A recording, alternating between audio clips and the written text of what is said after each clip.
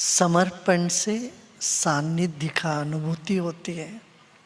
बार बार समर्पण करना है। और समर्पण किस चीज को करना है? जो कुछ भी कटकती है वो सब समर्पण कर दे। शिव जी सब स्वीकार कर लेते हैं। कांटे हो, दतुरा भी स्वीकार कर लेते हैं। फूल भी कांटे भी शिव के लिए सब समान है।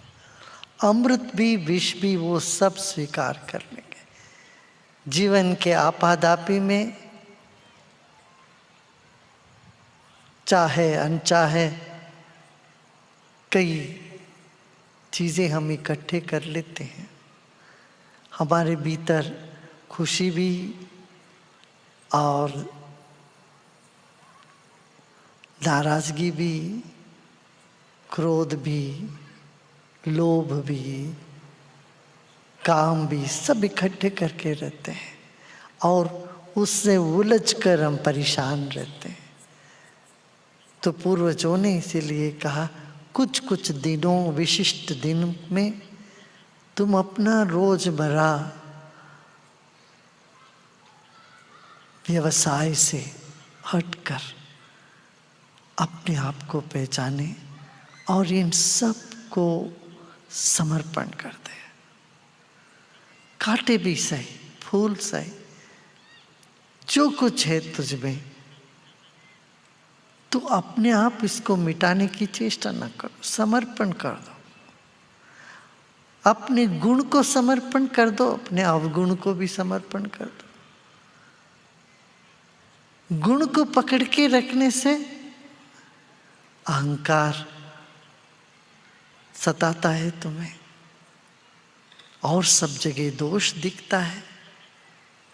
अवगुण को पकड़ के रखने से आत्मग्लानि होती है, कुंदक खाती है। तो शिव कहते हैं, भाई तुम मेरे हो, मैं तुम हो, तुम मुझ में हो, तो सब कुछ समर्पण कर दो। इस समर्पण से क्या, शिवोहम शिवोहम बोलते तो है, उसकी अनुभूति भी होने लगता है।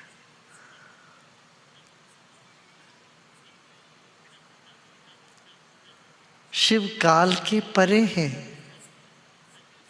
फिर भी वो महाकाल है।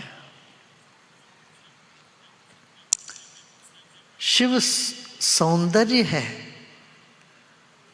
मगर फिर भी वो पकड़ में नहीं आते, दिखते नहीं।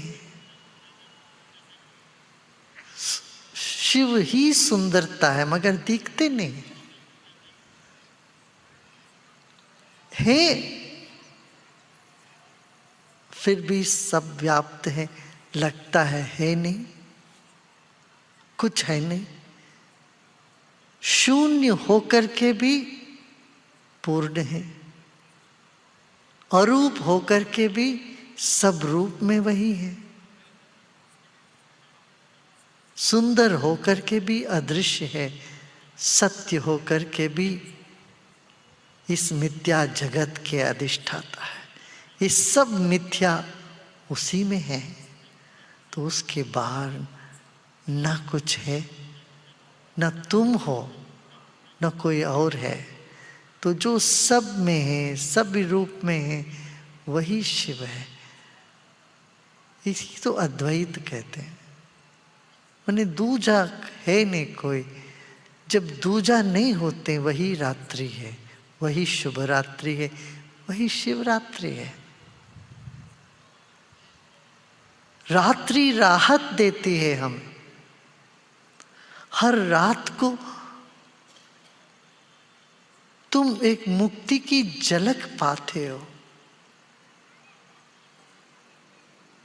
हर रात्रि हम मुक्ति की एक झलक पाते हैं, सो जाते हैं। कितने भी दुखी कोई व्यक्ति हो,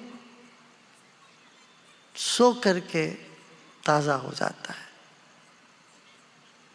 जब सोते हैं, मन की सारी जो व्यथा है, दर्द है, पीड़ा है, सब भूल के सोते हैं। तब रहता नहीं, उस वक्त कुछ नहीं रहता। संगी साथी, खुशी, सब कुछ विलीन हो जाता है। वो रात्रि तुम्हें अपनी गोद में लेकर के तुम्हें राहत देती है।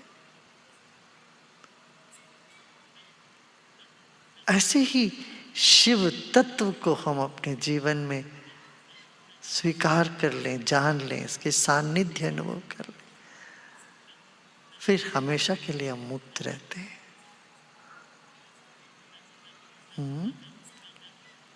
खेलते कूदते मुक्ति का अनुभव बनी रहती है। तो यही शिवरात्रि की महत्व है। एक ऐसी रात्रि है जहां तुम जागो और राहत पाओ, विश्राम करो। जाग कर के विश्राम करना ही ध्यान है। वैसी जड़ता में तो विश्राम सब करते हैं।